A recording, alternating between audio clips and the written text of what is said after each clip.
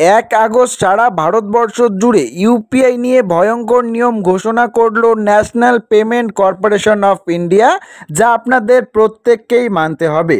তো বন্ধুরা, যদি আপনিও অনলাইন পেমেন্ট করে থাকেন এবং ফোনপে, গুগল পে বা অন্যান্য কোনো ইউপিআই অ্যাপ ব্যবহার করে থাকেন, তাহলে ভিডিওটি আপনাদের জন্য খুবই গুরুত্বপূর্ণ হতে চলেছে।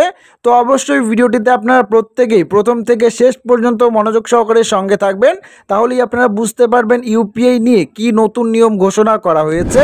এবং চ্যানেলটিকে সাবস্ক্রাইব করে অল নোটিফিকেশনটি অন করে রাখবেন, পাশাপাশি কমেন্ট করে আপনাদের মতামত অবশ্যই জানিয়ে যাবেন। আপনারা এখানে দেখতেই পাচ্ছেন, ডিজিটাল ইন্ডিয়ার যুগে দাঁড়িয়ে এখন টাকা পাঠানো কিংবা মোবাইল রিচার্জ সব কিছু ইউপিআই অ্যাপের মাধ্যমে কিন্তু সেরে নেওয়া যায়। হ্যাঁ, ফোনপে, গুগল পে, পেটিএমের মতো অ্যাপগুলির ওপর নির্ভর করছে দিনের পর দিন লাখ লাখ মানুষ। আর সেই নির্ভরতার নিয়মে এবার আসছে বিরাট বদল। National payment corporation of India অর্থাৎ এনপিসিআই সাম্প্রতিক একটি সার্কুলার জারি করেছে। জানা যাচ্ছে আগামী 1 আগস্ট থেকে বদলাতে চলেছে ইউপিআই ব্যবহারের একাধিক নিয়ম। বিশেষ করে যারা প্রতিদিন বারবার ব্যালেন্স চেক করেন বা বেশি পরিমাণে লেনদেন করেন অর্থাৎ ট্রানজ্যাকশন করেন, তাদের জন্য এই নিয়ম অত্যন্ত গুরুত্বপূর্ণ। তো চলুন দেখে নেওয়া যাক কোন নিয়মে পরিবর্তন আসতে চলেছে। আপনারা দেখতেই পাচ্ছেন এখানে বলা রয়েছে, এখনকার দিনে অনেকেই একাধিক ইউপিআই ব্যবহার করে থাকেন। একসঙ্গে কেউ ফোনপে বা গুগল পের মতো ইউপিআই অ্যাপ ব্যবহার করে। আগে যত খুশি ততবার ব্যালেন্স চেক করা যেত, কিন্তু এখন থেকে প্রতিটি অ্যাপে সর্বোচ্চ 50 বার কিন্তু ব্যালেন্স চেক করা যাবে বলে খবর। এর বেশি চেক করলে তথ্য আপডেট কিন্তু পাওয়া যাবে না।